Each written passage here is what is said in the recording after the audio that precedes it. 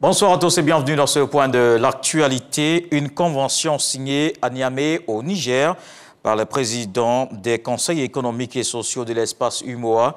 Cet accord marque la création du réseau des conseils économiques, sociaux et institutions similaires des pays membres de cette union monétaire. L'objectif de ce réseau est de créer un cadre de coopération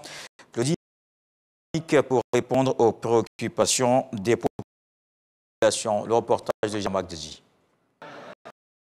Les conseils économiques, sociaux et institutions similaires d'Afrique viennent de jeter les bases de la création d'un réseau. Le réseau des conseils économiques, sociaux et institutions similaires de l'espace UMOA. La création de ce réseau va permettre de rapprocher les conseils économiques et sociaux des organisations sous-régionales et régionales. Il jouera un rôle de premier plan dans les décisions politiques en faveur des populations de la région.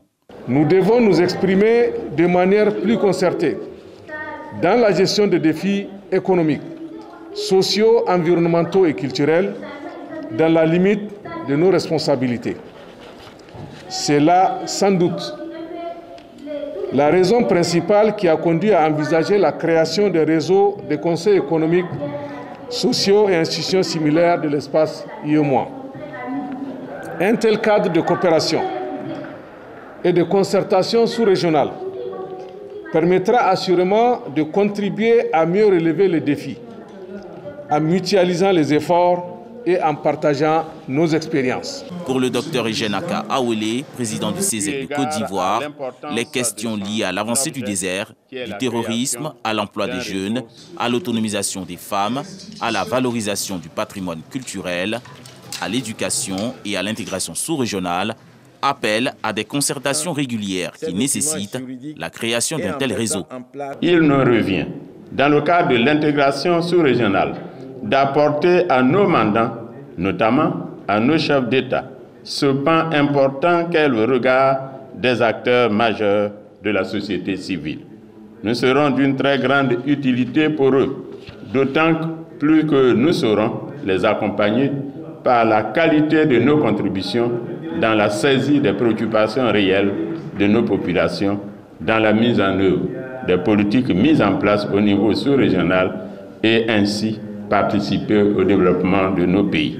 La création du réseau des conseils économiques, sociaux et institutions similaires de l'espace UEMOA a également eu le soutien du président résident de la commission de ladite institution et de la représentante résidente du PNUD de Niamey au Niger. Et le ministre de l'Intérieur a lancé le pèlerinage à la Mecque édition 2023. Le général Wagondo Diomandé a présenté les dispositions à arrêter pour l'accomplissement de ce 5e pilier de l'islam. Cette année, ce sont 10 000 pèlerins ivoiriens qui accompliront leur devoir sacré en terre sainte d'Arabie Saoudite. Et pour permettre à un plus grand nombre de musulmans d'effectuer ce voyage spirituel, le président de la République a maintenu la somme de 2 millions de francs CFA pour le coût du Hajj. Le critère de l'âge a été levé, mais le pèlerin devra justifier sa parfaite santé.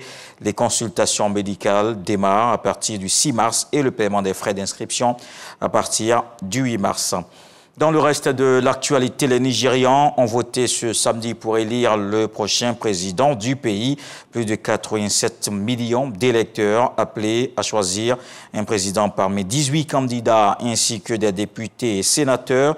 Un scrutin serré entre les trois favoris, marqué par des problèmes d'organisation et de nombreux retards qui attisaient la colère de certains électeurs. Parmi les candidats en liste, 3 se démarquent: Bola Ahmed Tinubu, candidat du parti au pouvoir, l'APC, Atikou Abubakar du principal parti d'opposition, PDP, et Peter Obi, soutenu par le Parti travailliste.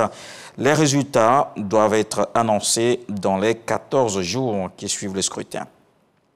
Et l'événement est toujours très attendu par le monde agricole en France. Le Salon international de l'agriculture a ouvert ses portes ce samedi à Paris, porte de Versailles. Inauguré par le président de la République, Emmanuel Macron est venu prendre le pôle de la France rurale et du pays. 600 000 visiteurs sont attendus d'ici au 5 mars. Cette année, Emmanuel Macron a commencé sa visite par une table ronde avec des professionnels de la pêche.